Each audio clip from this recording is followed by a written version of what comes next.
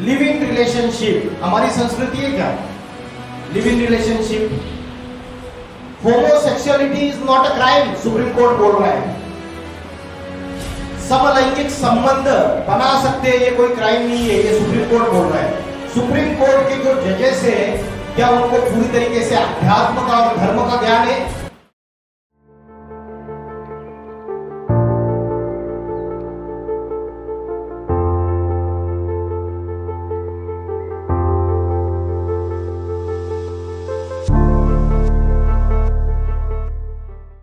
आध्यात्मिक विश्वविद्यालय एक ईश्वरीय परिवार है जिसका लक्ष्य है परम पिता परमात्मा शिव शंकर द्वारा दिए जा रहे ईश्वरीय ज्ञान और सहज राजयोग की शिक्षा द्वारा वसुदेव कुटुंबकम की भावना से और प्रोक्त नए विश्व की स्थापना करना और प्राय लोप हुए आदि सनातन देवी देवता धर्म की पुनः स्थापना करना। Bhagavad Gita the science of self realisation, इस टॉपिक के ऊपर बात करेंगे हम। जो प्रेजेंट सिनेरियो है वर्तमान काल में, कलयुग में, जो युवा पीढ़ी की हालत है और टेंशन, डिप्रेशन, स्ट्रेस, एंजाइटी, इन प्रॉब्लम से आज सभी जो गुजर रहे हैं, तो उसको मैं भगवत गीता से कोरिलेट करने की कोशिश करेंगे। आप सेशन स्टार्ट करने से पहले 2 मिनट के लिए हम सभी ध्यान करेंगे। तो आप सभी को सीधे बैठना है, गर्दन सीधी, पीठ सीधी, सिर सीधा। 2 मिनट के लिए हम माइंड के सारे मल्टीपल थॉट्स को एक जगह एकाग्र करेंगे। वाइब्रेशन, पॉजिटिव वाइब्रेशन इस हॉल में बननी चाहिए। उसके बाद हम सेशन की शुरुआत करेंगे। आपको सभी को सीधे बैठना है और भ्रुकुटी के बीच में, यहाँ पे कपाल के बीच में भ्रुकुटी होती है, यहाँ पे आपको ध्यान लगाना है।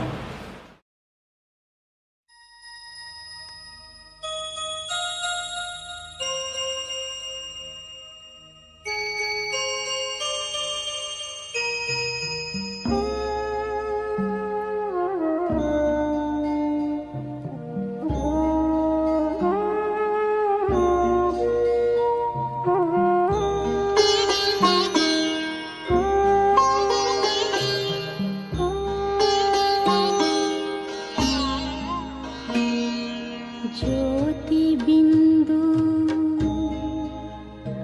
परमात्मा से है मेरी आत्मा, अब चल कर ले मिलन। परमानंद का अनुभव कर,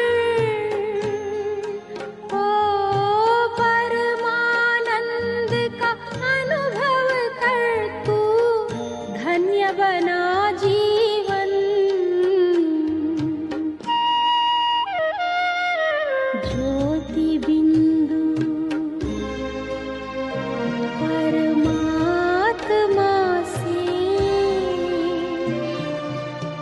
है मेरी आत्मा, अब चल कर ले मिलन। अब चल कर ले मिलन, अब चल कर ले मिलन। तो रोज हम जो समय देते हैं डेली लाइफ में, वो हम फिजिकल ग्रोथ के लिए ज्यादा समय देते हैं, फिजिसाइज के लिए समय देते हैं, अपनी फिजिकल स्ट्रेंथ अच्छी रहे उसके लिए समय देते हैं। सवेरे से लेकर रात तक हमारी जो बुद्धि है उसका फोकस हमारे बॉडी की तरफ रहता है, फिजिकल बॉडी की तरफ।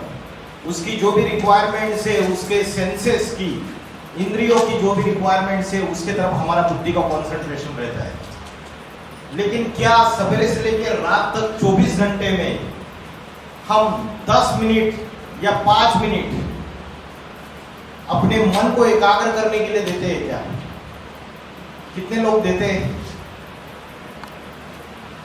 तो जो मेंटल हेल्थ है और जो मन की स्ट्रेंथ है, बुद्धि की स्ट्रेंथ है, या आत्मा की जो पावर है, जिसको बोलते हैं विल पावर, मनशक्ति, आत्मशक्ति, स्पिरिचुअल एनर्जी, उसको बढ़ाने के लिए हम कोई भी समय नहीं देते।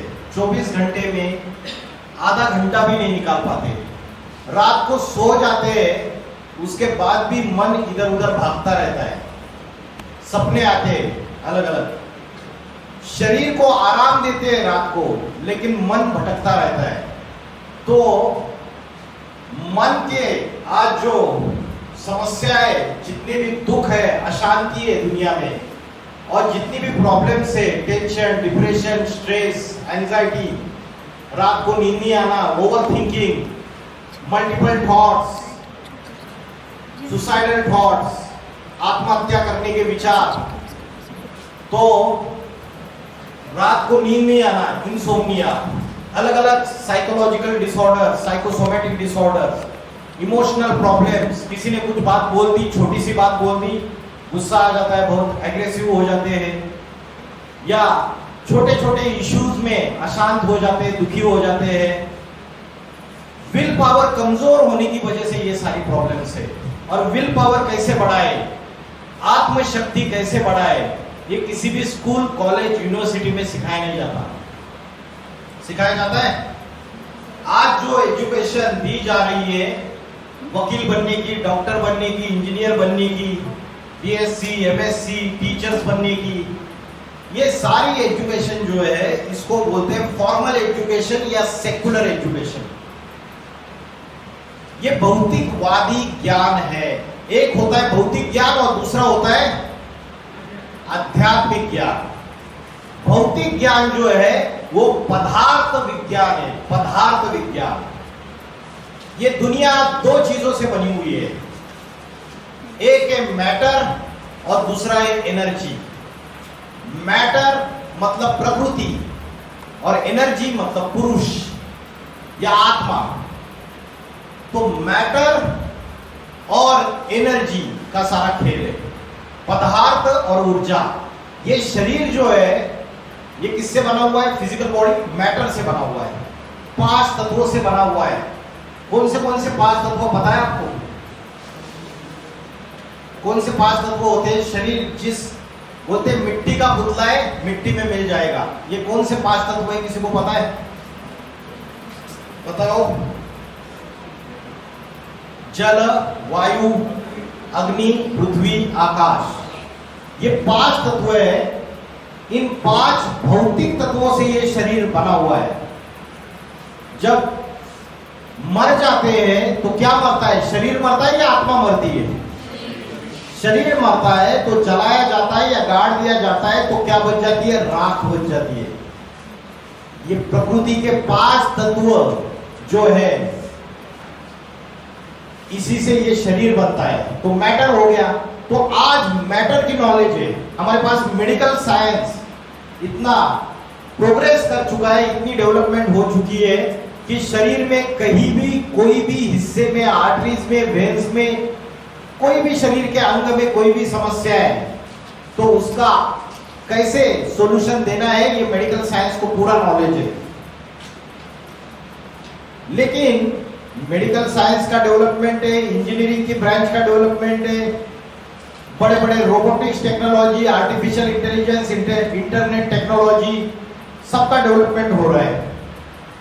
साइंस ने इतनी तरक्की की, लेकिन उसके बावजूद साइंस ने आपको मोबाइल दिया, कंप्यूटर दिया, इन सभी साधनों से आपकी मन और बुद्धि एकाग्र हो रही है या भटक रही है? भटक रही है। तो साइंस को बोलो ऐसा इंस्ट्रूमेंट दे दो कि जिससे हमारा माइंड एकाग्र हो जाए, कंसंट्रेशन हो जाए, हमारी बुद्धि जो है वो भ्रष्ट बन रही है, उसको श्रेष्ठ बना दे। अच्छा, ये मोबाइल, इंटरनेट, ये WhatsApp, TikTok, Instagram, YouTube, Snapchat, ये सारी, फेसबुक, इन चीजों से बुद्धि भ्रष्ट बन रही है, श्रेष्ठ बन रही है? खाना खाते वक्त भी बिना मोबाइल के खाना खा पाते हो? इधर मोबाइल चलता रहता है, इधर खाना खाते रहते हैं। रात को सोते समय भी बाजू में मोबाइल चाहिए। तो ये सारे साइंस के साधनों ने छोटे छोटे बच्चों की बुद्धि भ्रष्ट कर दी है। इसका पॉजिटिव यूज है, लेकिन पॉजिटिव यूज कितना लोग कर रहे हैं इसका? गंदे गंदे वेब सीरीज, गंदी गंदी सेक्सुअलिटी, क्राइम और वायलेंस वाली चीजें देखो रात को, वो वेब सीरीज या जो भी अवेलेबल मटेरियल है, मूवीज, वो देखो और रात को सो जाओ सारा कचरा लेकर। तो माइंड और इंटेलेक्ट में हम रोज के रोज गार्बेज जमा कर रहे हैं या नहीं? कचरा जमा कर रहे हैं या नहीं कर रहे हैं? इसकी सफाई कैसे करनी है? How to cleansing, how to make cleansing of our mind and intellect. गाड़ी की सर्विसिंग करते हो, टू व्हीलर फोर व्हीलर की, टाइम टू टाइम करते हैं ना? टाइम टू टाइम गाड़ी की सर्विसिंग करते हैं। मोबाइल को रोज के रोज चार्जिंग करते हैं, 2 बार भी चार्जिंग करते हैं। तो मन बुद्धि रूपी जो आत्मा है हमारी, उसको चार्जिंग करने के लिए हम 24 घंटे में कोई भी समय नहीं दे रहे। यस और नो? दे रहे समय? नहीं दे रहे। तो उसकी क्लींसिंग कैसे करनी है, कैसे उसकी चार्जिंग करनी है, उसकी कोई नॉलेज हमें नहीं। ये कचरा रोज जमा हो रहा है और रोज जमा होने की वजह से क्या हो रहा है? ये टेंशन, डिप्रेशन, स्ट्रेस, ये सारी प्रॉब्लम्स बढ़ती चली जा रही है। विल पावर कमजोर हो रही है। जीवन में छोटी छोटी परिस्थितियों का, छोटे छोटे चैलेंजेस का हम सामना नहीं कर पाते, उसको फेस नहीं कर पाते, हार जाते हैं। और शास्त्रों में बोला है, मन के हारे हार है और मन के जीते जीत है। भगवत गीता कहती है, मन जीते सो जगत जीत, इंद्रिया जीते सो जगत जीत। जिसने अपने मन को जीत लिया वो जगत जीत बन जाता है। ये सिर्फ थ्योरेटिकल बातें नहीं है, थ्योरी को प्रैक्टिस में भी लाया जा सकता है। और प्रैक्टिस में लाने के लिए आध्यात्मिक ज्ञान है, स्पिरिचुअलिटी। आज हमें उसकी नॉलेज नहीं होने की वजह से आज हम दुखी, अशांत, परेशान हैं। हम साधनों के पीछे भाग रहे हैं, ये साधन खरीद रहे हैं कि नया मोबाइल आया मार्केट में, वो खरीद लिया, वॉशिंग मशीन खरीद ली, रेफ्रिजरेटर खरीद लिया, लग्जरियस गाड़ी खरीद ली, 2 BHK 4 BHK फ्लैट खरीद लिया, बड़ा बंगलो ले लिया। क्या ये सारे साधन इकट्ठा कर रहे हैं, मित्र संबंधियों को इकट्ठा कर रहे हैं, रिश्तेदारों को इकट्ठा कर रहे हैं, उसके बावजूद क्या हम सच्ची सुख और शांति अनुभव कर पा रहे? हाँ या ना? नहीं कर पा रहे। तो जो असली सुख है, जो प्लेजर है, इनफाइनाइट प्लेजर, वो इस फिजिकल बॉडी से डिटैच होके, अनासक्त होके अनुभव किया जा सकता है। कैसे अनुभव करना है वो सिखाता है अध्यात्म। अध्यात्म आपको सत्य की तरफ लेके जाता है, रियलिटी, जिसको आज हमें पता ही नहीं, क्योंकि भौतिकता को ही सत्य समझ गए बैठे हम। ये जो मटेरियलिस्टिक वर्ल्ड है, ये मटेरियल लाइफ है, इसको ही सत्य समझ के बैठे। जबकि शास्त्रों में बोला है, झूठी माया, झूठी काया, झूठा सब संसार, काया माना शरीर, ये सब कुछ झूठा है। तो सत्य क्या है? और उस अल्टीमेट ट्रूथ की खोज बहुतों ने की है। भारत में बहुत सारे विद्वान हो गए, बहुत सारे संत महात्माएं हो गए, ऋषि मुनि हो गए, उन्होंने बहुत सारी खोज की। और अध्यात्म का सबसे बड़ा खजाना भारत के अंदर है, विदेशों में नहीं है। विदेशी तो भाग भाग के आते हैं यहाँ पे अध्यात्म का खजाना ढूंढने के लिए। लेकिन आज विडंबना यह है कि हम उस फॉरेन कल्चर को फॉलो कर रहे हैं, उनकी संस्कृति को अपना रहे और अपनी जो अच्छाई है उसको त्याग रहे। लिव इन रिलेशनशिप हमारी संस्कृति है क्या? Live in relationship, homosexuality is not a crime, supreme court बोल रहा है। समलैंगिक संबंध बना सकते हैं, ये कोई क्राइम नहीं है, ये सुप्रीम कोर्ट बोल रहा है। सुप्रीम कोर्ट के जो जजेस है, क्या उनको पूरी तरीके से अध्यात्म का और धर्म का ज्ञान है? सिर्फ भारतीय संविधान जो 1950 में कुछ विद्वानों द्वारा दूसरे दूसरे देशों की कॉन्स्टिट्यूशन उठा के उसके अलग अलग प्रोविजंस को कंपाइल करके बनाया हुआ एक ग्रंथ है इंडियन कॉन्स्टिट्यूशन। पहले राजा होता था, राजा के पास धर्म का भी ज्ञान होता था, धर्म सत्ता और राजसत्ता एक के हाथ में होती थी। अभी जो राजा बैठा हुआ है उसको धर्म का ज्ञान नहीं है। अंधेर नगरी चौपट राजा, टकासेर भाजी टकासेर खाजा, यह हालत है आज की डेट में देश की। Bhagavad Gita is the science of self realisation. आज भगवत गीता बेल्जियम में पढ़ाई जा रही है, जर्मनी में पढ़ाई जा रही है, अमेरिका में पढ़ाई जा रही है, यूरोपियन कंट्रीज में पढ़ाई जा रही है, लेकिन हमारे भारत में एलर्जी है। भगवत गीता कोई रिलीजियस बुक नहीं है, it is a spiritual book. ये आपकी आत्मा की शक्ति, आपके जीवन जीने की कला, कैसे सुंदर जीवन जीना है, इसका नॉलेज बताते हैं। किसी भी जाति, किसी भी धर्म का व्यक्ति अगर चैप्टर नंबर 2 से लेके चैप्टर नंबर 18 तक कोई भी पेज खोले, कहीं भी ऐसी बात लिखी हो कि जो किसी धर्म को धर्म के प्रति बोलती है, ऐसी कोई बात दिखेगी नहीं आपको। भगवत गीता ये एक स्पिरिचुअल बुक है, ये आध्यात्मिक शक्ति बढ़ाने का कार्य करता है। तो भगवत गीता को बोला है सर्वशास्त्र शिरोमणि। चाहे मुस्लिम मौलवी हो, बड़े बड़े स्कॉलर्स हो, क्रिश्चियन स्कॉलर्स हो, और दूसरे दूसरे धर्म वाले जितने भी रिलीजियस स्कॉलर्स हो, उन्होंने सबको इसका लोहा माना है और बोला है ये सर्वशास्त्र शिरोमणि है। उसके प्रिंसिपल्स को आज कई सारे बड़े बड़े साइंटिस्ट, फिलोसोफर्स अप्लाई कर रहे हैं अपने लाइफ में। अल्बर्ट आइंस्टाइन का नाम सुना है आपने? अल्बर्ट आइंस्टाइन बोलता है मैंने मेरे जीवन में जितने भी साइंटिफिक थ्योरीज इन्वेस्टिगेट किए और जितने भी इन्वेंशंस किए, मेरा इंस्पिरेशन और मेरा गाइड श्रीमद् भगवत गीता है। यह अल्बर्ट आइंस्टाइन का कहना है। Whatever inventions I have done in my life, my inspiration and guide is Shrimad Bhagavad Gita. तो भगवत गीता एक ऐसा सॉल्यूशन देता है कि जिससे आज हम जो अल्टीमेट ट्रूथ है उसके तरफ पहुंच सकते हैं। सच्ची सुख, शांति, पीस, हैप्पीनेस, उसके तरफ पहुंच सकते हैं। तो Bhagavad Gita is also scientific programme. जैसे कोई साइंस में प्रोग्राम होता है, उसमें हम क्या करते हैं? एक्सपेरिमेंट्स करते हैं, ऑब्जर्वेशन करते हैं, उसके बाद एनालिसिस करते हैं, उसके बाद कंक्लूजन पे आते हैं, करते हैं ना साइंस में।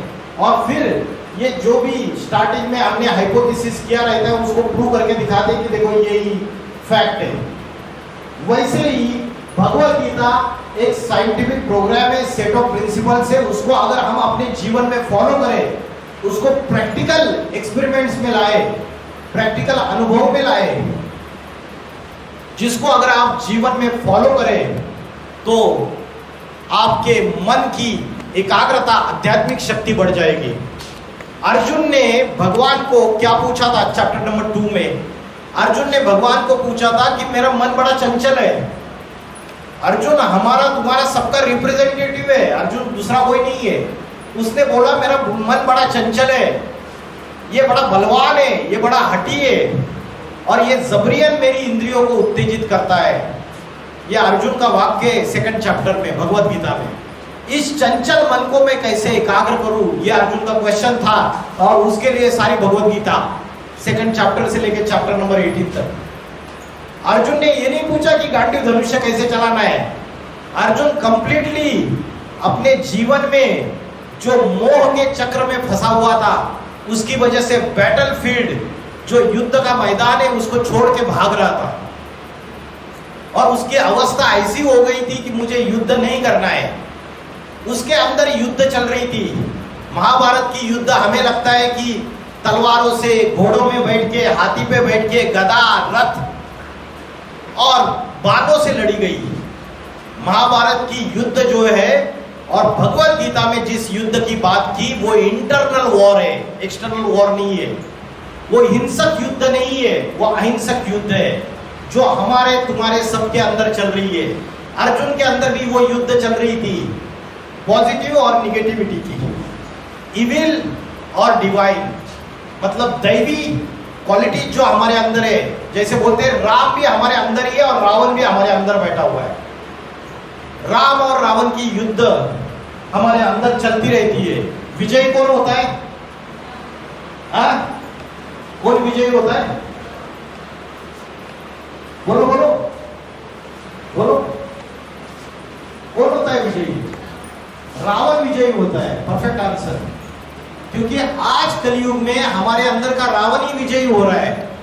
जब what is good and what is bad, अच्छा क्या है बुरा क्या है और राइट क्या है रॉन्ग क्या है, उसकी जब चॉइस करनी है तो हमारी बुद्धि क्या चॉइस करती है? ज्यादा बैड और रॉन्ग को चॉइस करती है, अच्छाई को चॉइस नहीं कर पाती। तो कलयुग में दो दोष है। कलयुग के दो दोष कौन से हैं? अन्न दोष और संग दोष। ये सबसे बड़े दोष है, अन्न दोष, संग दोष। अन्न के लिए बोला है as a food so the mind, जैसे खाओगे अन्न वैसे बनेगा मन, और जैसे पियोगे पानी वैसे होगी वाणी। अन्न का मन से कनेक्शन है। लेकिन आज हम कुछ भी खाते बोलते हैं यार क्या सुअर है क्या, सुअर जैसा खा रहा है बोलते हैं ना। हम क्या खाते हैं, वो रेडियो में जो बेचते हैं समोसे, ये रेस्टोरेंट में खाना खाते हैं। अरे माँ के हाथ से बनाया हुआ या पत्नी के हाथ से बनाया हुआ जो भोजन है वो सर्वश्रेष्ठ भोजन है, या अपने हाथ से बनाया हुआ, वो भी शांत माहौल में, पवित्र माहौल में, परमात्मा की याद में बनाया हुआ भोजन, वो प्रसाद जैसा है। मंदिर में मीठा हलवा बनाया तो वो प्रसाद हो गया, और घर में बनाया तो वो हलवा है। क्यों भाई, क्या डिफरेंस है? क्योंकि वाइब्रेशन का फर्क है, माहौल का फर्क है। अगर पवित्र मन से, शांत मन से, अच्छे वाइब्रेशन से भोजन घर में बनाओ, वो श्रेष्ठ भोजन है, वो प्रसाद के समान है। तो आज अन्न दोष की जो समस्या है, जब रेस्टोरेंट में गए आप, वो वहां का शेफ खाना बना रहा है, कुक कर रहा है, बढ़िया आपने डिश सिलेक्ट किया, वो बना रहा है, और बनाते वक्त उसके मन में गंदे विचार चल रहे हैं, वैश्यावृत्ति के विचार चल रहे हैं, वैश्यागमन के। उसके मन के अंदर किसी को मर्डर करने के विचार चल रहे हैं, हिंसा करने के। तो जब वो खाना बना रहा है तो खाना बनाते वक्त उसके आंखों से, उसके हाथों से वाइब्रेशंस निकल रहे हैं। निकलते हैं नहीं निकलते? आंखों से भी वाइब्रेशन निकल रहे हैं, हाथों से भी वाइब्रेशन निकल रहे हैं।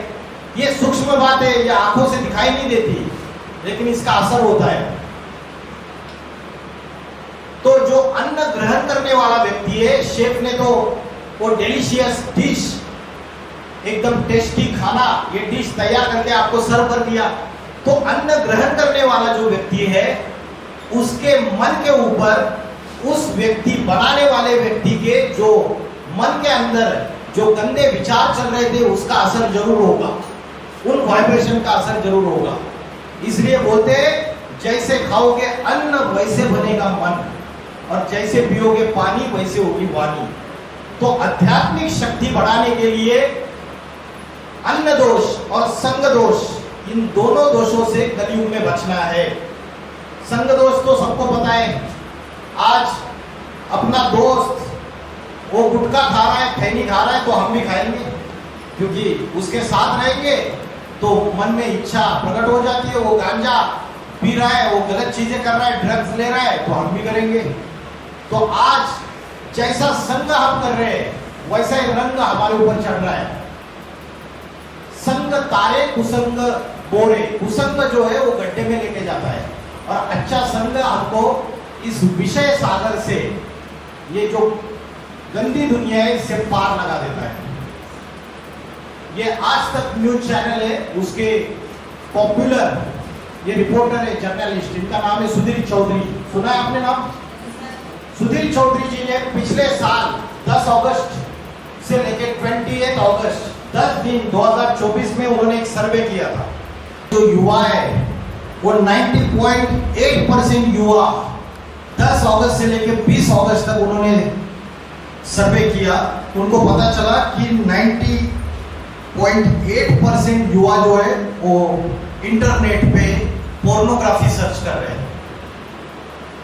अश्लील साहित्य देख रहे हैं, पढ़ रहे हैं, और सिर्फ थोड़े से 20% जो है वो जॉब सर्च कर रहे हैं।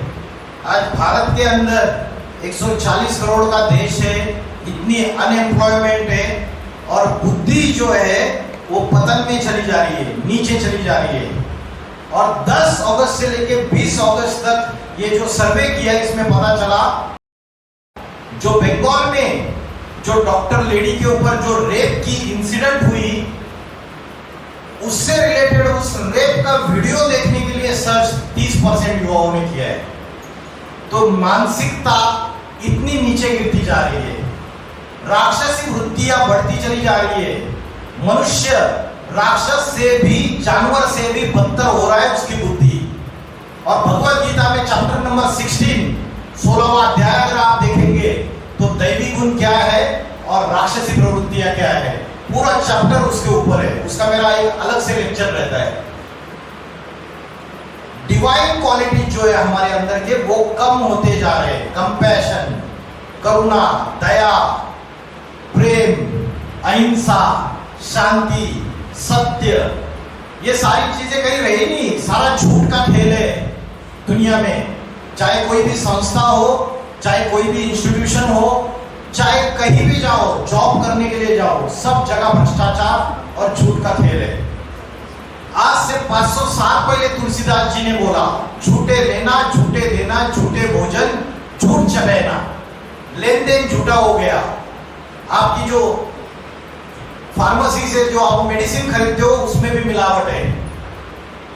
अभी दूसरी चीज क्या करें, मेडिसिन में भी मिलावट है, खाने पीने की सारी, दूध में, आटा में, चावल में, आपका घी खरीदते हो उसमें मिलावट है। वो अमूल का ब्रांड आया है, वो अमूल का सेम टू सेम ब्रांड घी का वो डुप्लीकेट एज इट इज तैयार करके अच्छे अच्छे स्टैंडर्ड दुकानों में बेच रहे हैं।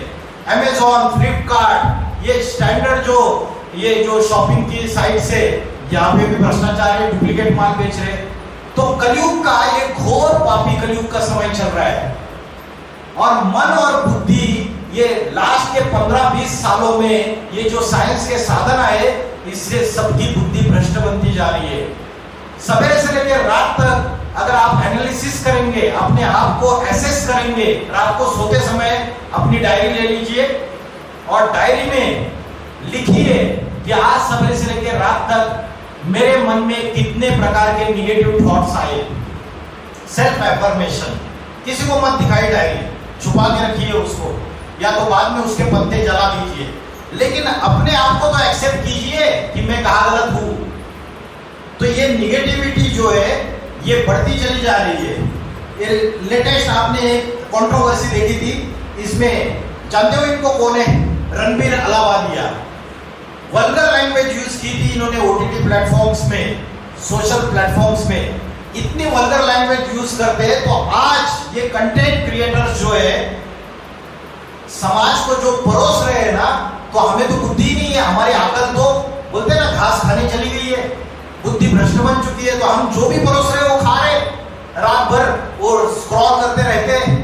जो भी गंदगी भी परोस रहे तो भी ले रहे उसको। हमें बुद्धि दी है कि राइट क्या है, रॉन्ग क्या है, उसको चॉइस करने की। क्या हम चॉइस कर पाते हैं कि ये कंटेंट मुझे नहीं देखना है? गांधी जी के 3 बंदर थे। कौन से 3 बंदर? बुरा मत देखो, बुरा मत सुनो और बुरा मत कहो। See no evil, hear no evil, talk no evil. हम रोज गलत देखते हैं, गलत सुनते हैं और गलत बोलते हैं, और चौथा बंदर गलत सोचते हैं। तो ये चारों के चारों बंदर हम वायलेट करते हैं, और उसकी वजह से आज हम जाते हैं फिर साइकियाट्रिस्ट के पास, वो नींद की गोलियां देता है, ऐसे ऐसे टैबलेट्स देता है, सोते रहते हैं। डिप्रेशन, टेंशन, स्ट्रेस, इसके लिए टैबलेट खाने की जरूरत नहीं है। जैसे आयुर्वेदिक दवाई जड़ से बीमारी को निकाल देती है, और पैरासीटामोल ले लो, आधे घंटे में बुखार गायब, 15 मिनट में। एलोपैथी और आयुर्वेदा में ये अंतर है, आयुर्वेदा जड़ से बीमारी को निकाल देता है, वैसे ही आध्यात्मिक ज्ञान जो है वो जड़ से बीमारी को निकाल देगा। जब आध्यात्मिकता को जीवन में फॉलो करोगे तो ये जो भी प्रॉब्लम्स है उसके एकदम असली सॉल्यूशन निकलेंगे।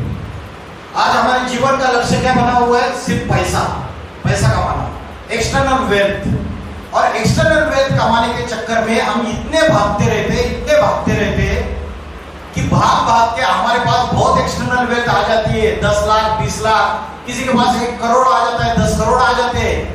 और जब उसके बाद 10 करोड़, 50 करोड़ आ जाते हैं या 50 लाख आ जाते हैं, तब वो देखता है कि मुझे तो ये मिल गया, लेकिन अभी मेरी इंटरनल वेल्थ पूरी तरीके से गायब हो चुकी है।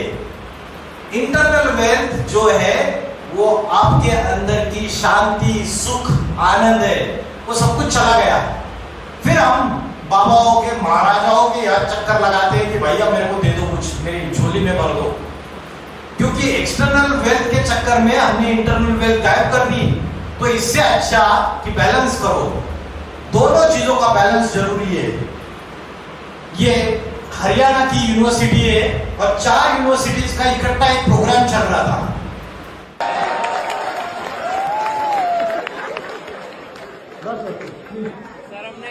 सर हमने इतना बड़ा ये कार्यक्रम देखा नशा मुक्ति अभियान का, और यूनिवर्सिटी नशे का सबसे बड़ा एपी सेंटर है। सर आज हम 5 यूनिवर्सिटी के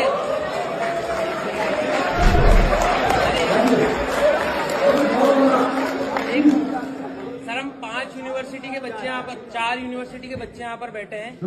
आज गांजा मिलना या फिर कोई नशे की सामग्री मिलना, टॉफी लॉलीपॉप जितना आसान है मिलना, तो एक फर्स्ट ईयर का या सेकंड ईयर का बच्चा गांजे के डीलर को ट्रेस कर सकता है या ट्रैक कर सकता है, तो पुलिस क्यों नहीं कर पाती? क्या पुलिस ही पीछे छूट रही है?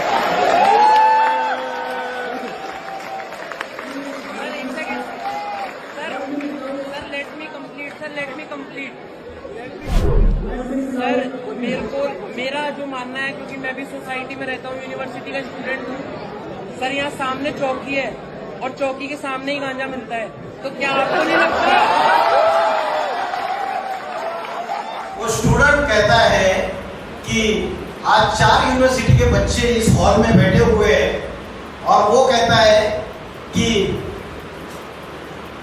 आज फर्स्ट ईयर के स्टूडेंट को भी गांजा मिलना इतना इजी है जैसे चॉकलेट और लॉलीपॉप खरीदते हैं उतना इजी हो चुका है। वो कह रहा है, वो बोलता है कि यूनिवर्सिटी के कैंपस में 100 मीटर्स के ऊपर पुलिस चौकी है और पुलिस चौकी के सामने गांजा बेचा जाता है। तो पुलिस भी सब कुछ पता होते हुए भी ये चीजें रुक नहीं पा रही है। तो आज समाज की ये हालत हो चुकी है कि जो अपनी युवा पीढ़ी है वो नशा की लत उसके आदी होती चली जा रही है। दारू, शराब, आपका गांजा, ड्रग्स, गुटखा, ये सारी चीजों से आप क्या बोलते हो, अरे मैं एकदम शांति महसूस होती है। ये जो नशा है उससे बढ़िया नशा आध्यात्मिकता है। ये नशा करने से आपके बॉडी का कोलेटरल डैमेज हो जाएगा, आपके लंग्स खराब हो जाएंगे, किडनी खराब हो जाएगी, आपके दूसरे प्रॉब्लम चालू हो जाएंगे, कैंसर हो जाएगा, ये सारी चीजें हो जाएगी। लेकिन आध्यात्मिकता का नशा ऐसा नशा है जिससे आपके फिजिकल बॉडी को कोई डैमेज नहीं है, कोई भी डैमेज नहीं है। तो आज नैतिकता और चारित्र्य ये पूरी तरीके से गिरता चला जा रहा है। स्वामी विवेकानंद जी ने बोला था कि मुझे 100 ऐसे युवा दे दो चारित्र्यवान, जिससे मैं मुझे पूरे भारत को परिवर्तन करके दिखा दूंगा। लेकिन उनको मिले नहीं, 100 भी नहीं मिले भारत के अंदर। तो भगवत गीता हमें ये बताती है कि हमारी जो स्पिरिचुअल आइडेंटिटी है वो आइडेंटिटी क्या है। आज सबसे बड़ा प्रॉब्लम है कि आइडेंटिटी क्राइसिस है कि मैं कौन हूं, मेरी असली आइडेंटिटी क्या है, इसको हम पूरी तरीके से भूल चुके हैं। आपको पता है आपकी आइडेंटिटी क्या है?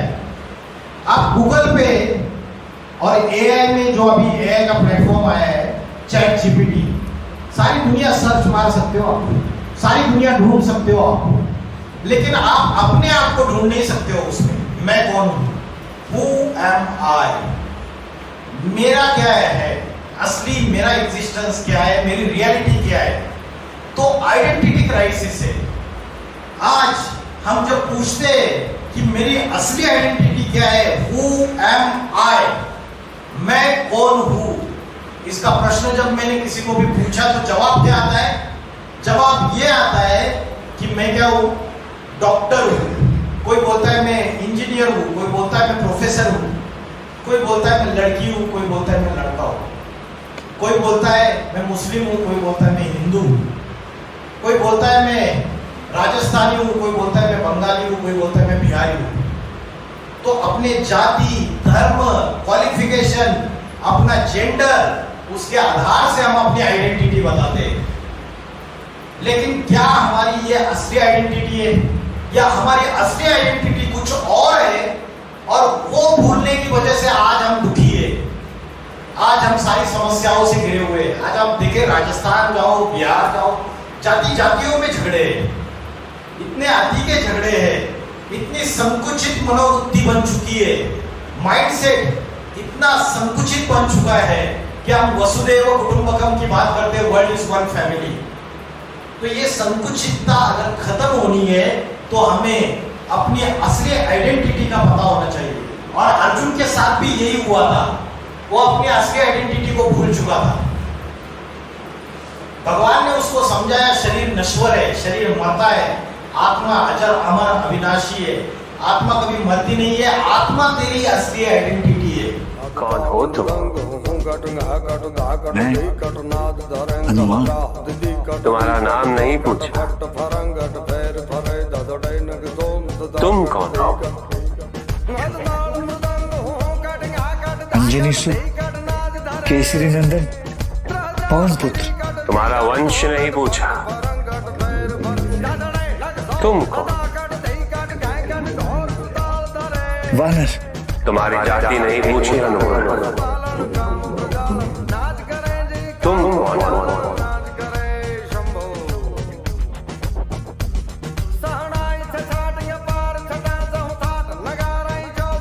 मुझे ज्ञात नहीं, मुझे केवल ये ज्ञात है कि मुझे कुछ ज्ञात नहीं। मुझे अभी यही ज्ञात है कि मैं स्वयं। हनुमान जी को शिव शंकर भोलेनाथ पूछते, कौन हो तुम? क्या प्रश्न पूछते, कौन हो तुम? और जवाब क्या देता है हनुमान जी? हनुमान जी बोलते, मैं तो हनुमान हूं। तो शिव शंकर भोलेनाथ बोलते, मैंने आपका नाम नहीं पूछा, आप कौन हो? तो हनुमान जी बोलते, मैं तो अंजनी सुत हूं, मैंने आपका वंश नहीं पूछा, आप कौन हो बताओ? हनुमान जी को पूछते। हनुमान जी बोलते, मैं वानर हूं, मैंने आपकी जाति नहीं पूछी, आप कौन हो? तो हनुमान जी तो बेचारे दुखी हो जाते, मैं अज्ञात हूं, मुझे कुछ पता नहीं है मैं कौन हूं, आप बताइए प्रभु मैं कौन हूं करके। हमारी जो असली आइडेंटिटी है वो I am not a physical body, I am not a physical body. हम फिजिकल बॉडी को ही सब कुछ समझ बैठे हैं।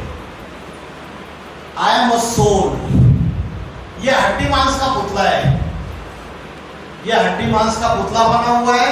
जब आत्मा शरीर छोड़ के जाती है तो नर्स बोलती है डेड बॉडी को लेकर जाओ। तो आत्मा ये अपनी असली आइडेंटिटी है, नाम भी नहीं लेते व्यक्ति का, डेड बॉडी को लेके जाओ बोलते। तब तक तो बोलते हैं अरे वो संजय जी बहुत अच्छे खाना खा रहे थे, सबसे बात कर रहे थे, अचानक क्या हो गया पता है चले गए, संजय जी चले गए। तो इधर क्या है, ये कौन बैठे हुए हैं जिनको हार्ट अटैक आया? जो बैठे हुए हैं वो फिजिकल बॉडी है, ये आप नहीं हो, ये आपकी असली आइडेंटिटी नहीं है।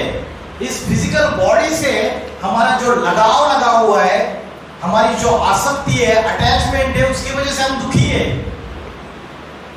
भगवत गीता बोलती है अरे मरने वाले का और जीने वाले का शोक क्यों करते हैं? जो ज्ञानी है, जो वाइज पर्सन है, विजडम जिसके पास है, वो कभी शोक नहीं करेगा, दुख नहीं करेगा। जब कोई मर गया तो आप रो रहे हो, दुखी हो रहे हो, उसकी आत्मा ने तो एक सेकंड में दूसरे गर्भ में, मां के गर्भ में जाके प्रवेश कर लिया और दूसरा जन्म लेने वाला है। वो आत्मा अजर अमर अविनाशी है। तो देह से जो आसक्ति है, जो अटैचमेंट है, वो दुखों का कारण है। मेरी आइडेंटिटी को मैं भूल चुका हूं और आत्मा जो एनर्जी है वो मेरी असली आइडेंटिटी है। और आत्मा की तीन शक्ति है, मन बुद्धि संस्कार। मन है सोचने की शक्ति, विचार शक्ति, थिंकिंग पावर। बुद्धि है निर्णय शक्ति, decision making power, what is right and what is wrong, इसका निर्णय करती है बुद्धि। इसलिए बोलते हैं सत्य सत विवेक बुद्धि, सत्य असत विवेक बुद्धि, सत्य और असत्य का फैसला करने वाली। और तीसरा है संस्कार। संस्कार माना जो हैबिट्स आपके कर्मों के अनुसार बन जाते हैं।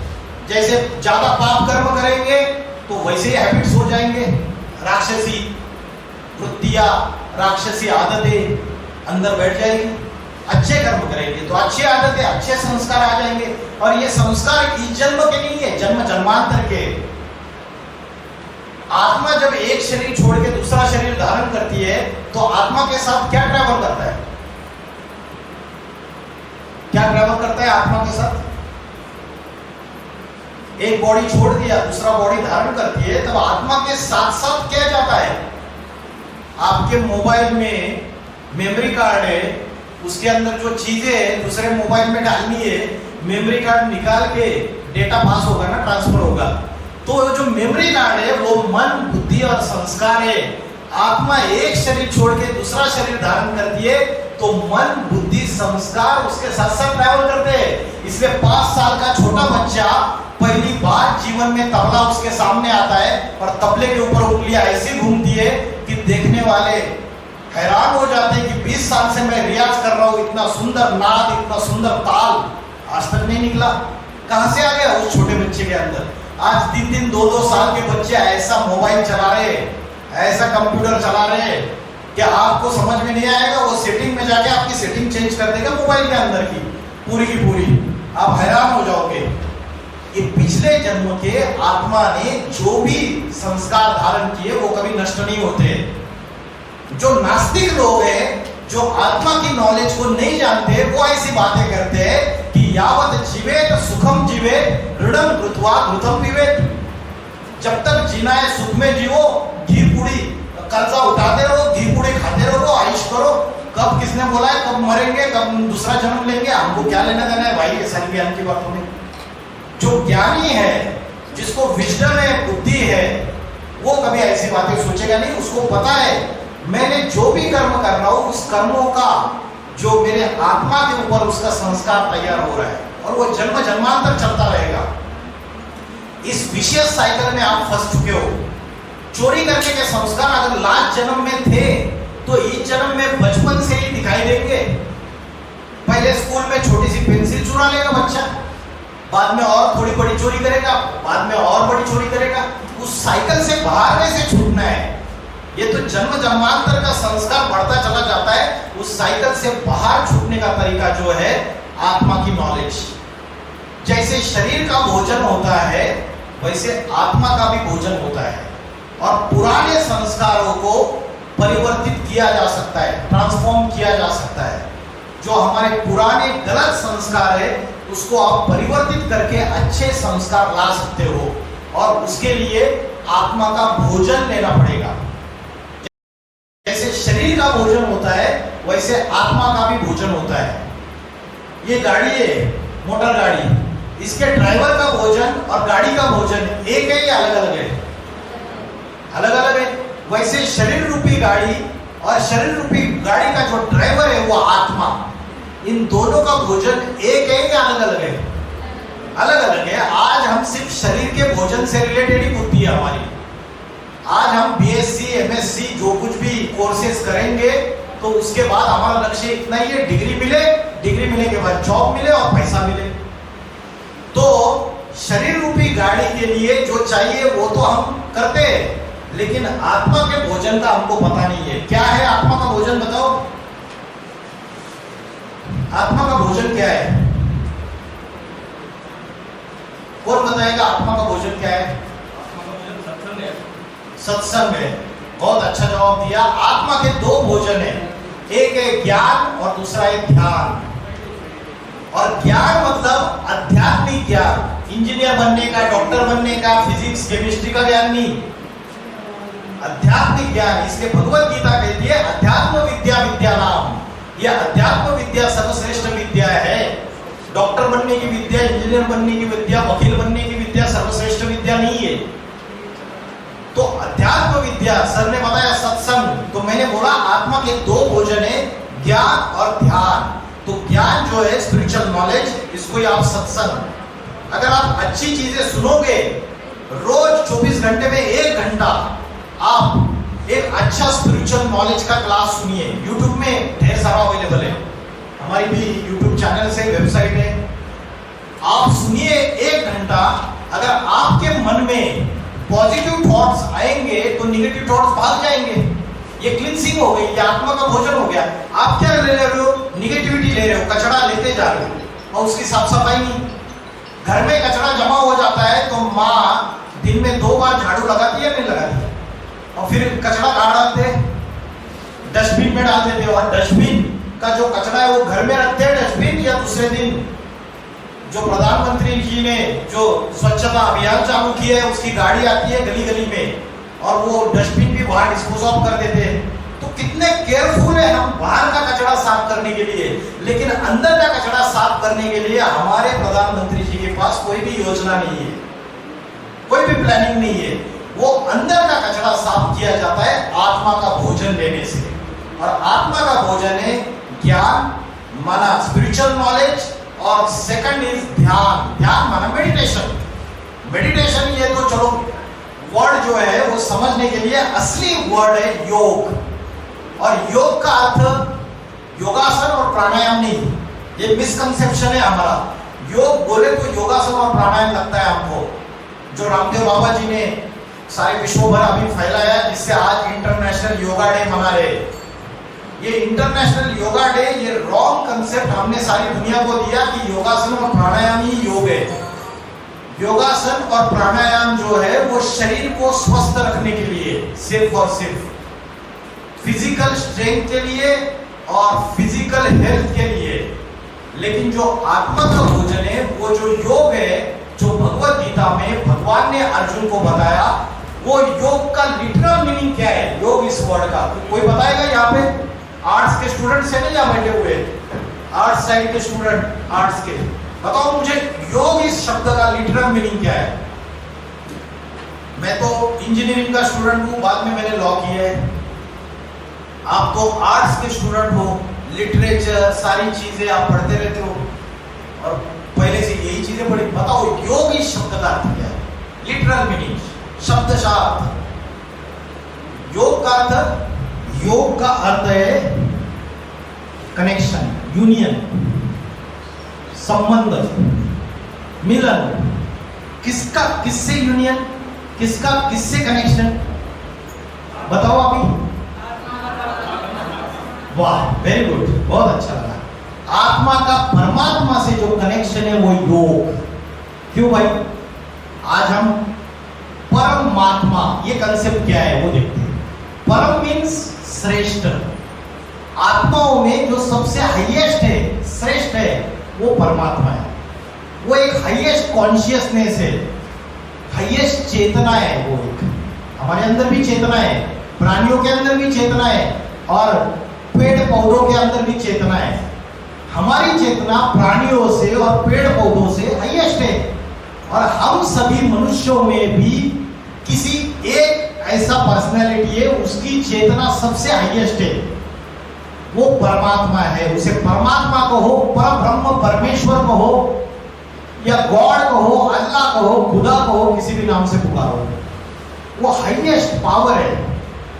बैटरी डिस्चार्ज हो जाती है तो बैटरी का कनेक्शन बड़ी बैटरी से या जनरेटर से जोड़ देते हैं। वैसे हमारी आत्मा की बैटरी, इसमें डिवाइन क्वालिटीज, दैवी गुण, सुख, शांति, आनंद, पवित्रता, ज्ञान, सब कुछ खत्म होता जा रहा है, डिस्चार्ज।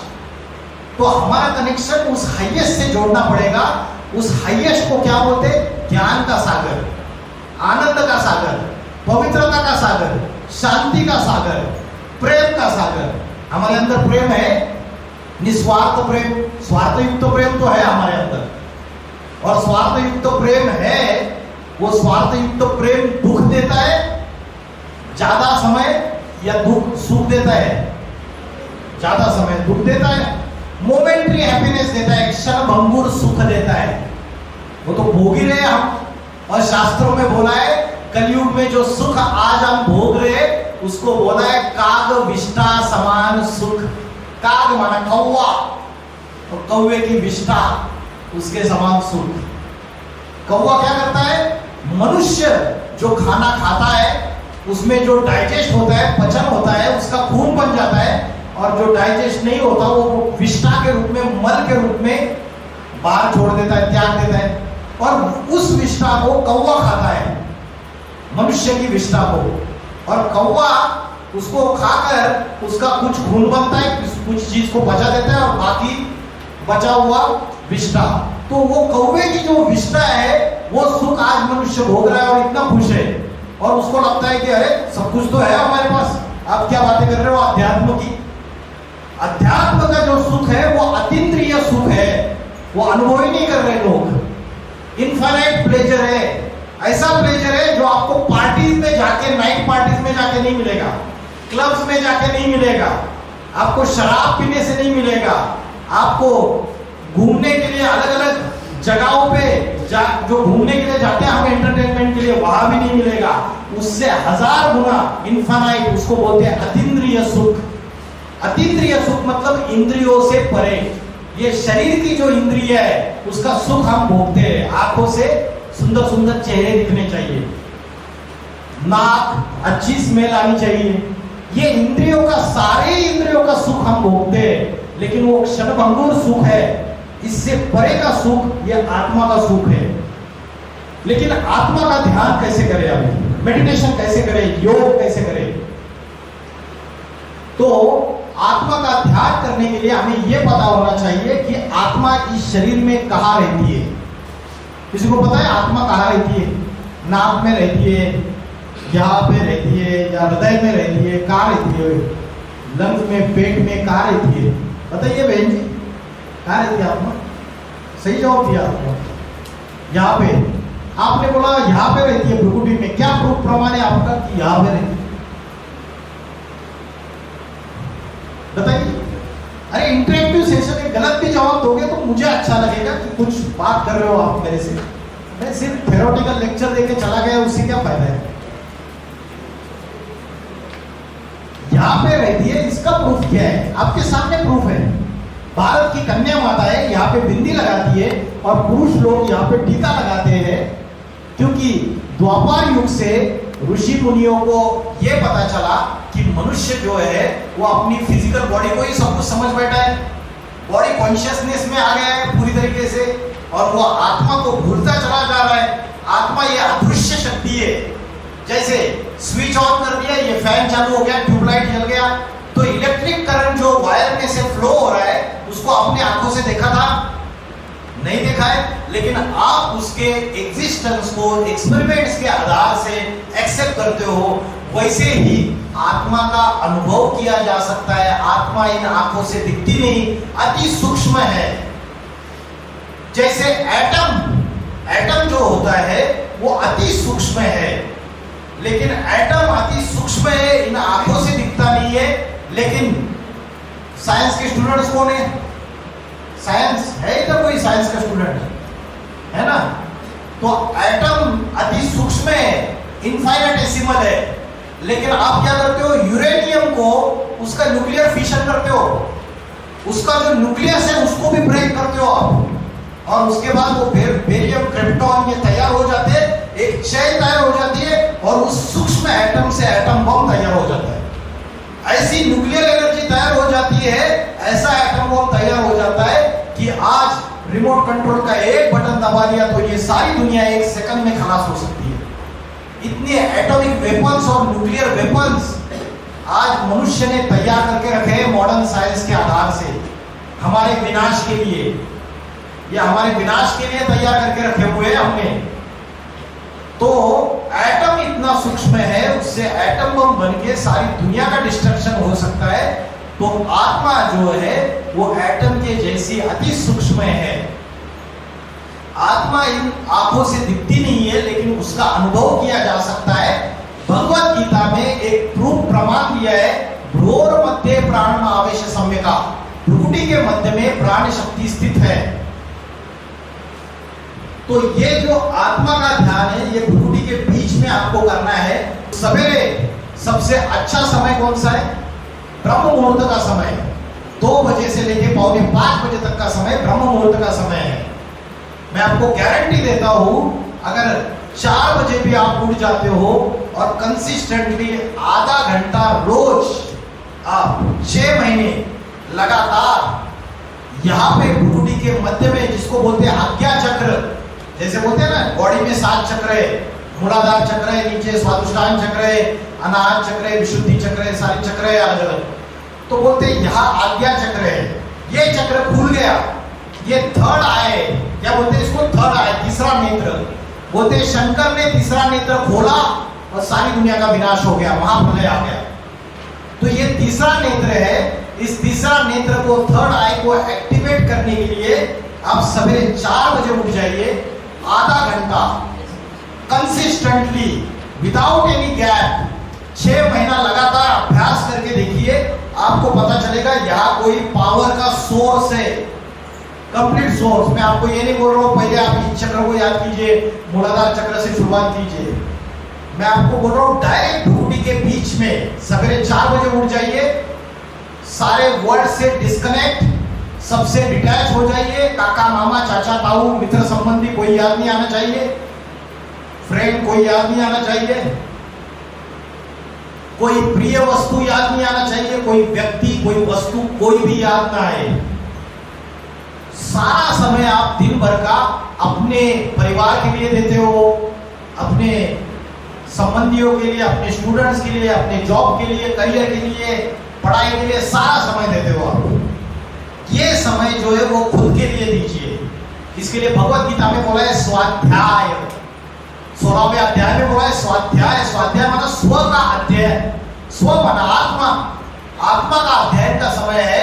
मोबाइल सारे बंद, 4 बजे से लेकर 4:30 बजे तक आप आत्मा का ध्यान कीजिए। भ्रुकुटी के बीच में आत्मा चमकता हुआ सितारा है, जैसे आकाश में स्टार चमकता है, उसको इमेजिन कीजिए।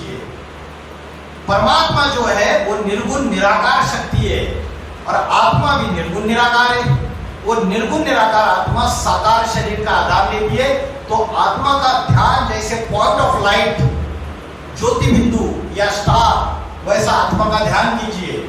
आधा घंटा मन में अलग अलग थॉट्स आएंगे, मल्टीपल थॉट्स आएंगे, कभी कौन याद आएगा, कभी कौन याद आएगा, आप उनको भगा दीजिए, अलग अलग विचारों को, और एक ही थॉट कीजिए, मैं आत्मा स्टार हूं, भ्रुकुटी के मध्य में चमकता हुआ सितारा हूं। एक ही थॉट। जब आपके मल्टीपल थॉट्स को रोकने का आप रोज सवेरे उठ के अभ्यास करेंगे तो मैं आपको गारंटी देता हूं कि आपकी अध्यात्म शक्ति, स्पिरिचुअल एनर्जी, विल पावर बढ़ती चली जाएगी।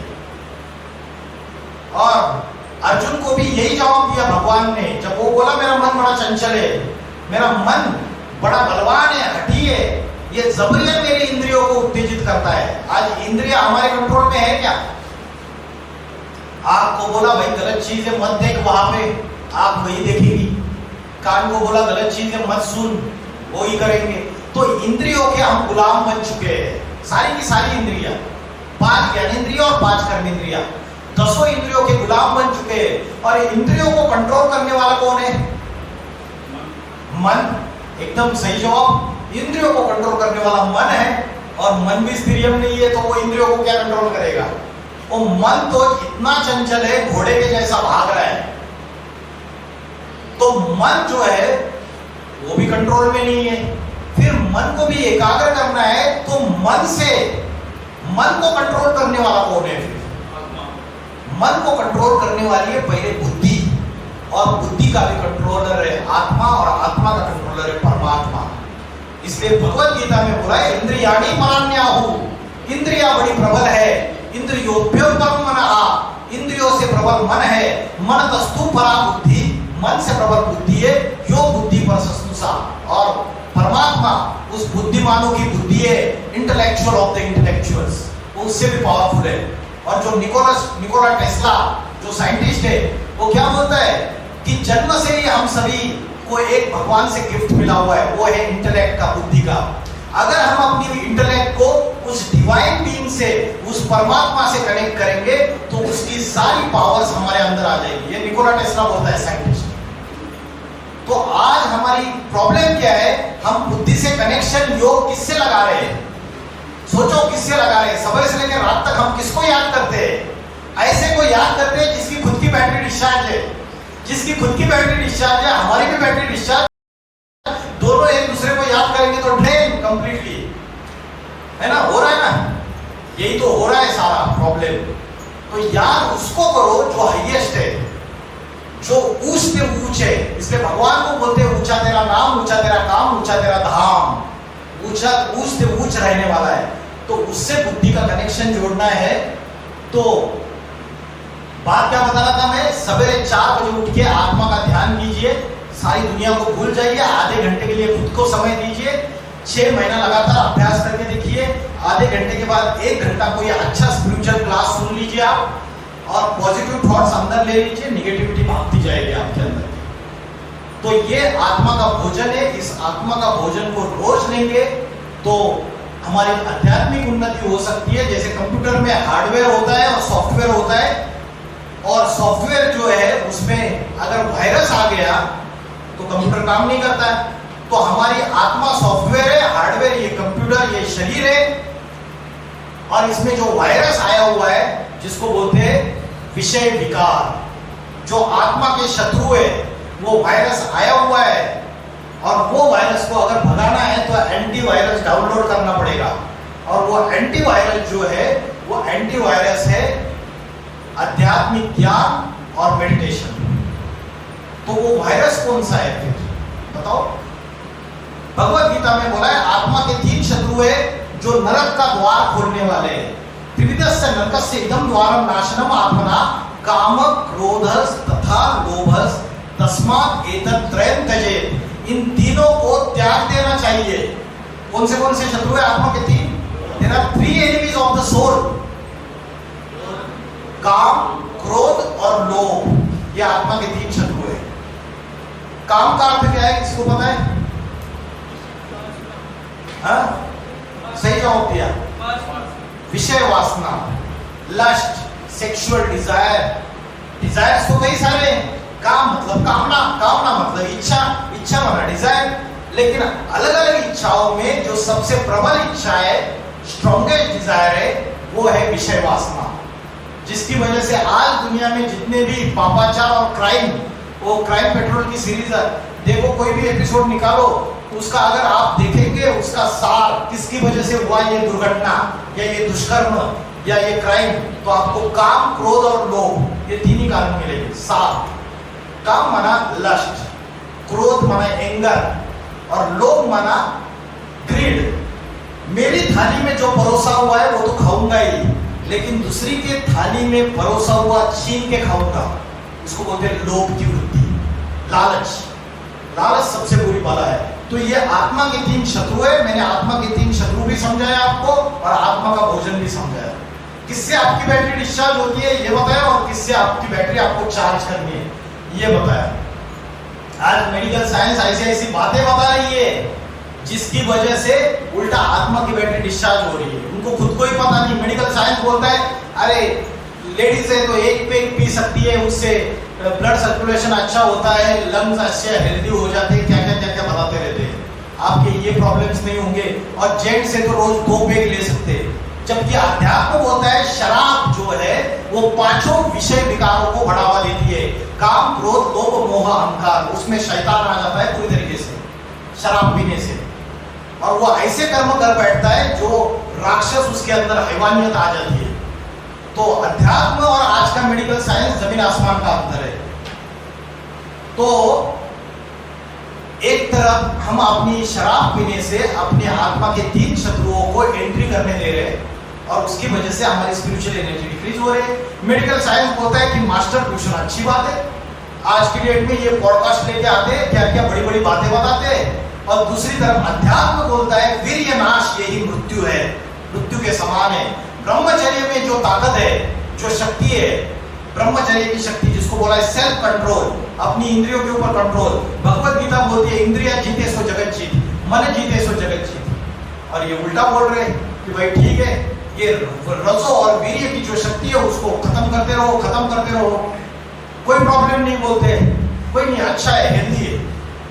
मतलब आज अध्यात्म से हम दूर जा रहे हैं, और जो वेस्टर्न लोगों ने जो चीजें यहाँ लाके रखी है, मेडिकल साइंस या दूसरी कोई भी, उसको हम फॉलो कर रहे हैं। हमारे किसी भी आध्यात्मिक शास्त्रों को, ग्रंथों को आप उठा के देखिए, कभी भी काम वासना को बढ़ावा नहीं दिया, स्थूल हिंसा को भी बढ़ावा नहीं दिया, और ये सूक्ष्म हिंसा को भी बढ़ावा नहीं दिया। काम वासना ये सूक्ष्म हिंसा है। कोई पुरुष अगर कोई स्त्री के तरफ गंदी दृष्टि से देख रहा है, कामुक दृष्टि से देख रहा है, तो वो भी हिंसा है। ये भारत का अध्यात्म बोलता है, इतनी सूक्ष्म बातें करता है, और हम कहा जा रहे हैं live in relationship, homosexuality is not a crime. अभी सुप्रीम कोर्ट ने 2020-21 में बोला adultery is not a crime. बोला शादीशुदा महिला अगर दूसरे पति से, दूसरे पुरुष से अगर संबंध रखती है तो वो क्राइम नहीं है। आप व्यभिचार को बढ़ावा दे रहे हो। और भगवत गीता बोलती है अधर्मा विभवात कृष्णा प्रदुष्यन्ति कुल स्त्रिया स्त्रीषु दुष्टासु वार्ष्णेय जायते वर्ण संकरा। अधर्म के फैलने से कुल की स्त्रियां प्रदूषित हो जाती है, और कुल की स्त्रियां प्रदूषित होने से जो संतानें पैदा हो रही है वो वर्ण संकर जैसे बीज होता है ना, बीज, वो बीज में अलग अलग मिक्सचरिटी करके बनाते हैं। तो वैसे जो संतानें पैदा हो रही है आज वो दुखदायी संतानें पैदा हो रही है। जो माँ का पेट फाड़ के आती है वो ऑपरेशन करना पड़ता है, क्या ऑपरेशन बोलते हैं, सिजेरियन। और वो डॉक्टर बोलता है माँ बच सकती है, बच्चा बच सकता है। जैसे बिच्छू डिंडन होते हैं ना, बिच्छुनी जो होती है, जो जन्म देती है अपने बच्चे को, बिच्छुनी खुद मर जाती है। तो आज जो बच्चे पैदा हो रहे हैं वो वर्ण संकर संतानें पैदा हो रही है। उसका कारण ये है कि सनातन धर्म की जो धारणा है वो भूलते जा रहे हैं, और दूसरी धारणाएं, विपरीत धारणाएं ले रहे हैं हम। सनातन धर्म में नारी, ये सती सावित्री गाई जाती है। राजा अगर लड़ाई में मारा जाता था तो राजस्थान ये भूमि है, यहां रानियों ने जोहार कर लिया है, लेकिन पर पुरुष को अपने तन को हाथ लगाने नहीं दिया। ये भारत की नारी की पवित्रता है। ये भारत की नारी की पवित्रता। क्यों उन्होंने जोहार कर लिया? क्यों जल्दी आग में कूद गए? कारण पता है कारण क्यों कूद गए? उसका कारण है उनको नॉलेज थी कि शरीर विनाशी है, आत्मा अविनाशी है। आत्मा तो मरती नहीं, ये शरीर भले जल जाए, मर जाए, आत्मा पुनर्जन्म लेगी, फिर से मेरा वही राजा, उसी के साथ वरण करूंगी। जैसे पार्वती बोलती है जन्म जन्म लगी लगन तुम्हारी, वरण शंभु न तो रहु हुआरी। जन्म जन्म तेरी लगन लगी। भारत में विवाह ये एक पवित्र बंधन है, कॉन्ट्रैक्ट नहीं है कोई कि कॉन्ट्रैक्ट कर लिया, एग्रीमेंट बना लिया, ये नहीं है। पवित्र बंधन है, जन्म जन्मांतर का नाता है। लक्ष्मी नारायण का जोड़ा बोलते हैं, लेकिन आज की डेट में लक्ष्मी नारायण रहे नहीं। आज संस्कार सारे के सारे विषय विकारों से, स्त्री भी विषय विकारों के अधीन हो गई, पुरुष भी विषय विकारों के अधीन हो गया, और उसकी वजह से समाज का पतन हो गया। तो अध्यात्म उसका सार ये है, there are 7 virtues of the soul, आत्मा के दिव्य गुण। ये ओरिजिनल नेचर है आत्मा का। आत्मा जब पहली बार ब्रह्मलोक से, परम धाम से, ओरिजिनल घर से नीचे आई इस धरती पर और जन्म मरण के चक्र में अटक गई। जब पहली बार जन्म लिया तब उसके अंदर ये सारे डिवाइन क्वालिटीज, प्रेम, सुख, शांति, आनंद, पवित्रता, ज्ञान, ये सब कुछ था। ओरिजिनल नेचर है आत्मा का। इसलिए कभी कभी गुस्सा करने के बाद, क्रोध करने के बाद आपको लगता है कि मैंने गलत किया, क्योंकि आपकी ओरिजिनलिटी अलग है। वो ओरिजिनलिटी से आप हट गए हो, तो जो ओरिजिनल नेचर है हमारा, वो ओरिजिनल नेचर हमारा गायब हो चुका है। और ओरिजिनल नेचर को अगर वापस लाना है, आत्मा के ओरिजिनल कैरेक्टरिस्टिक्स को वापस लाना है, डिवाइन क्वालिटीज को वापस लाना है, तो हमें अध्यात्म का अभ्यास करना पड़ेगा। कठोपनिषद नामक शास्त्र है।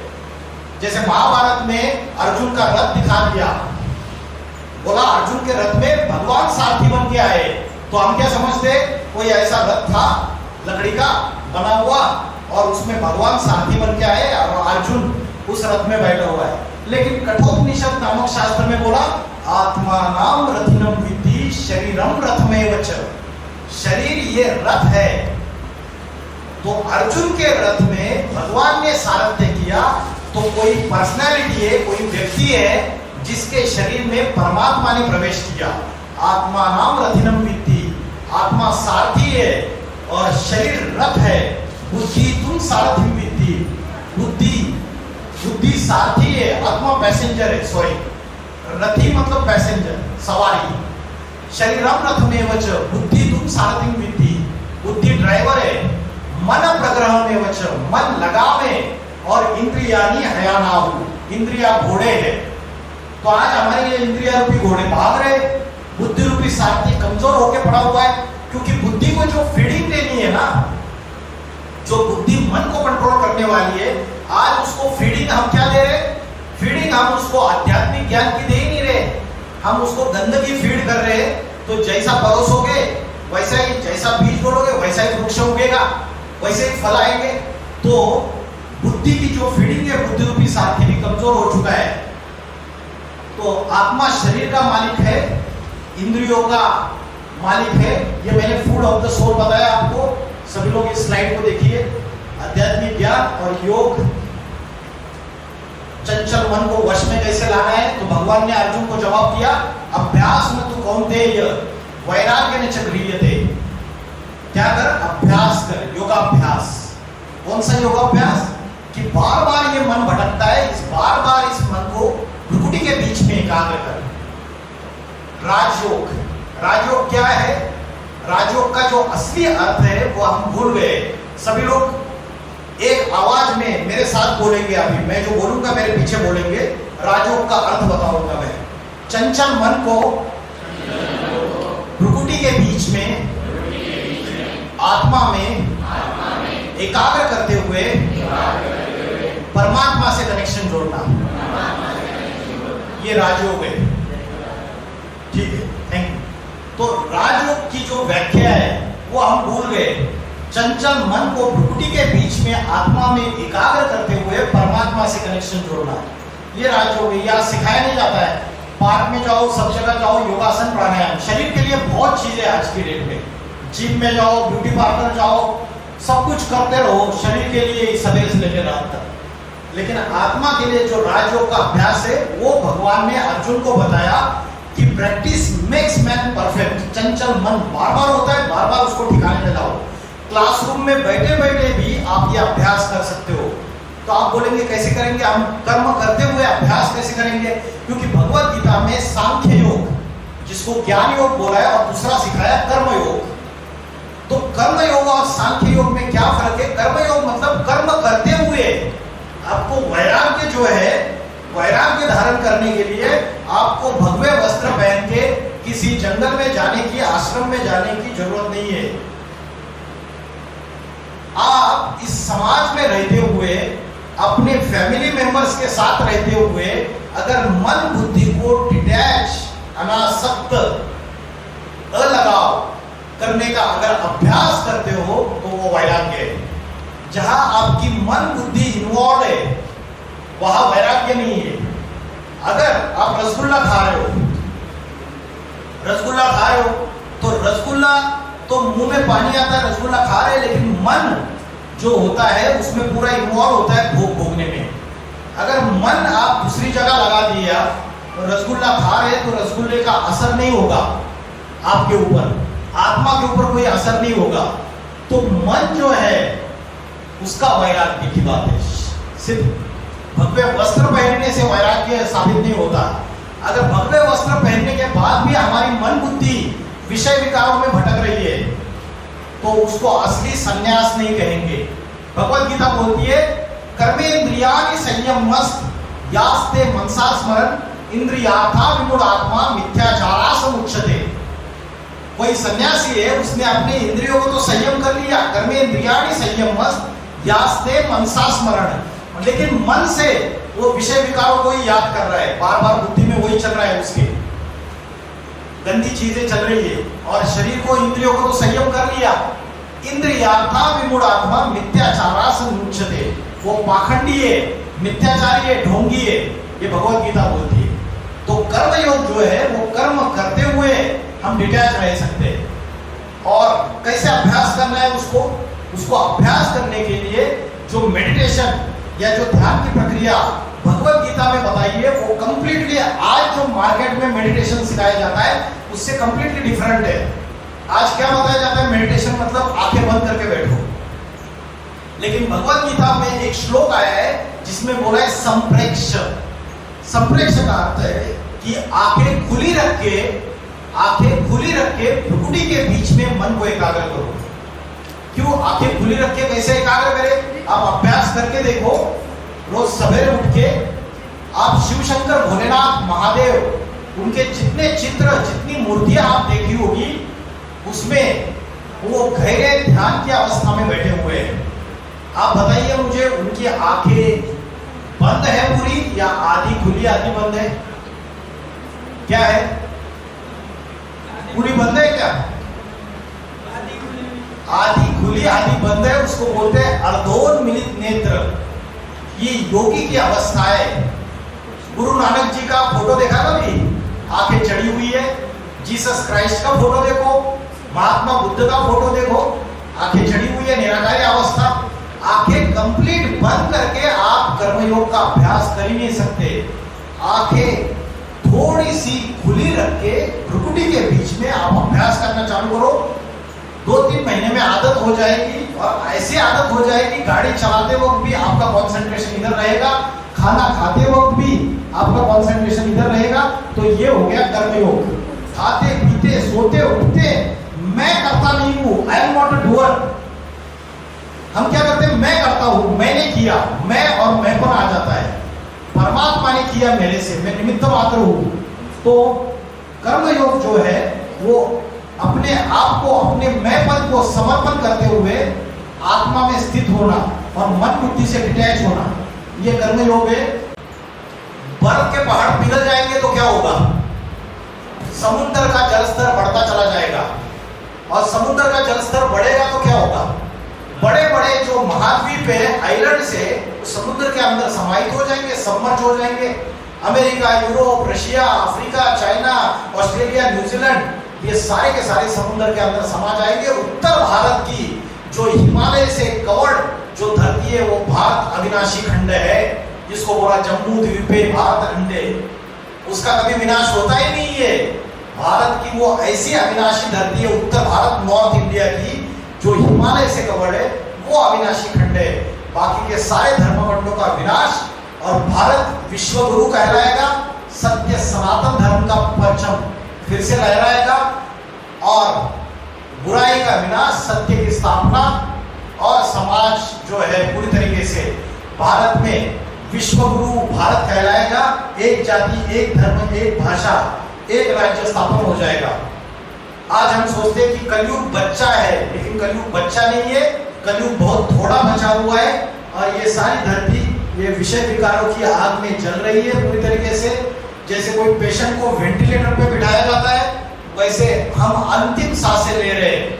आप कई सारे नासा के रिपोर्ट देखेंगे, क्लाइमेटिक चेंजेस, जलवायु परिवर्तन के रिपोर्ट्स अगर पढ़ेंगे गूगल में तो आपको पता चलेगा कितनी भयानक स्थिति है।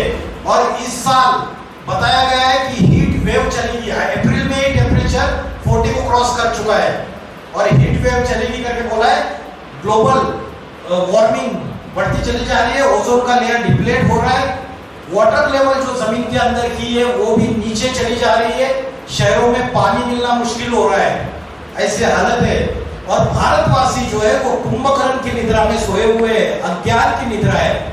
उनको पता नहीं है कि परमात्मा इस धरती पर अवतार लेके फिर से राजयोग की शिक्षा पढ़ा रहे, टीचर बन के आए हुए। कई सारे विश्व शांति के महासम्मेलन कर रहे, अहिंसा के सम्मेलन कर रहे, बड़ी बड़ी कॉन्फ्रेंस कर रहे। United Nations of Organization, UNO नाम सुना रहेगा आपने। जब रशिया और यूक्रेन की वॉर हो गई थी तो यूनाइटेड नेशंस ऑफ ऑर्गेनाइजेशंस का एक इंटरनेशनल कोर्ट ऑफ जस्टिस है, आईसीजे बोलते हैं। तो इंटरनेशनल कोर्ट ऑफ जस्टिस ने आदेश दे दिया स्टेटस को कि वॉर को रोक दो, लेकिन व्लादिमीर पुतिन और जेलेंस्की इन दोनों ने वॉर नहीं रोकी। तो आज ये जो ऑर्गेनाइजेशन से बड़ी बड़ी पीस एस्टैब्लिशमेंट वाली, ये ऐसी की धरी रह गई है।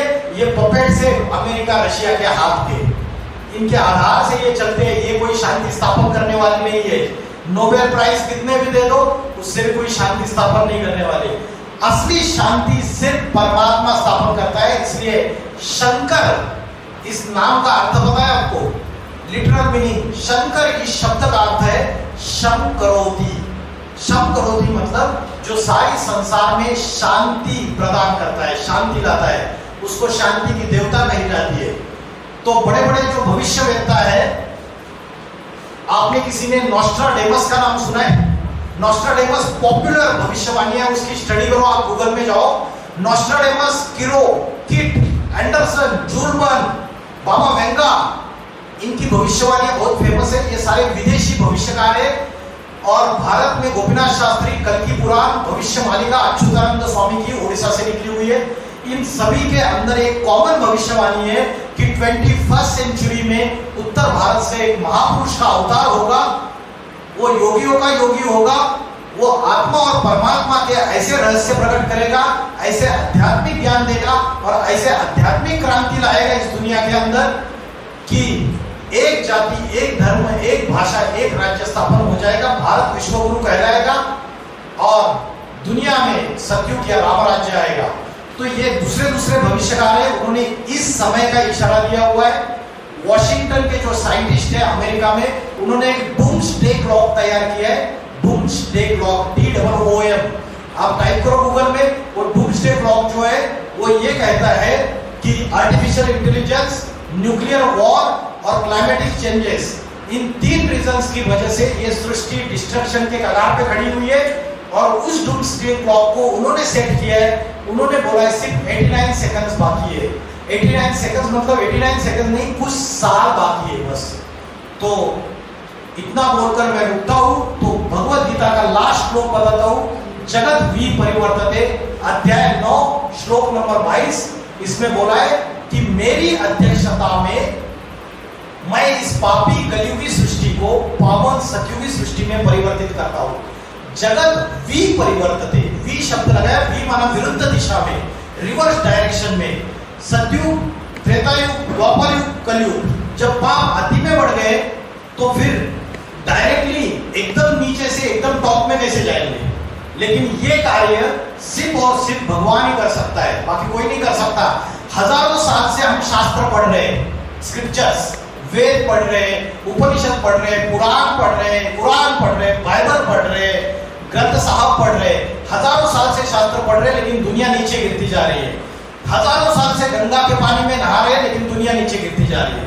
परमात्मा आते हैं और उनमें यह ताकत है कि मेरी एकमात्र अध्यक्षता में, मेरी भगवत गीता भगवान वाच है, मेरी अध्यक्षता में इस पापी सृष्टि का मैं विपरीत दिशा में परिवर्तन करता हूं। आज का राजनेता, आज का धर्म नेता, आज का संत महात्मा, आज का क्रिकेटर, आज का फुटबॉल प्लेयर, इस दुनिया का जिसको हमने हीरो बना के रखा हुआ है, वो इस दुनिया का परिवर्तन नहीं करने वाला है। हम यही चिंतन करते रहते हैं, अरे विराट कोहली वो बच्ची हो गई पैदा। कल मैं ट्रेन से आ रहा था परसों, तो मैंने देखा पूरी ट्रेन में 10 घंटा वो सारे के सारे युवा सिर्फ और सिर्फ क्रिकेटर्स, उनकी वाइफ, उनकी फैमिली, उसकी सारी चीजों को डिस्कस कर रहे थे। 8-10 घंटा कचरा भर रहे हैं अपने अंदर पूरी तरीके से। ऐसे लोगों को हीरो बना के रखा है जिनके अंदर खुद के अंदर नैतिकता नहीं है, चारित्र्य नहीं है, जो खुद व्यभिचारी है। ऐसे लोगों को अपना हीरो बना के रखा है। तो सृष्टि का बंटाढार होना ही होना है। जब वो ईश्वर स्वयं आता है, वो नैतिकता, चारित्र्य, पवित्रता सिखाता है और वो आके एक जाति, एक धर्म, एक भाषा स्थापन करता है। इतना बोलकर मैं रुकता हूं। ओम नमः शिवाय।